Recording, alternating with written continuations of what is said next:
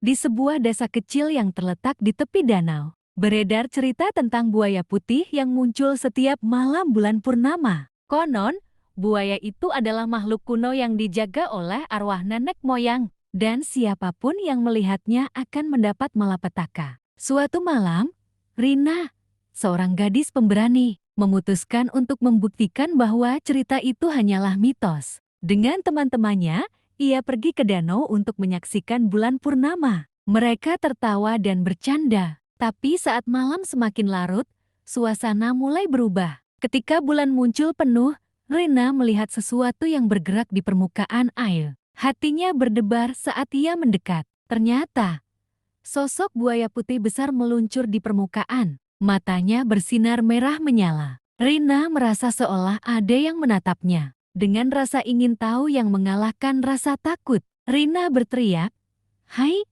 apakah kau benar-benar ada?" Tiba-tiba, buaya itu melompat keluar dari air, mengeluarkan suara menggeram yang membuat bulu kuduknya merinding. Teman-temannya panik dan berlari, tapi Rina terpaku. Di dalam matanya, dia melihat bayangan sosok-sosok yang muncul di sekitar buaya. Arwah yang terikat pada makhluk itu. Mereka berbisik, memanggil Rina, seolah ingin memberitahunya sesuatu. Tiba-tiba, buaya itu merayap mendekatinya, dan Rina merasa ada kekuatan aneh yang menariknya. Saat itu, ia teringat cerita neneknya tentang mereka yang terlambat pulang dari danau akan terikat selamanya dengan buaya putih. Dalam sekejap, Rina berbalik dan berlari, tapi seolah ada tangan tak terlihat yang menariknya kembali. Ia berteriak memanggil teman-temannya. Tetapi suara mereka terdengar semakin jauh. Saat Rina menoleh, buaya putih itu sudah sangat dekat, siap menerkam.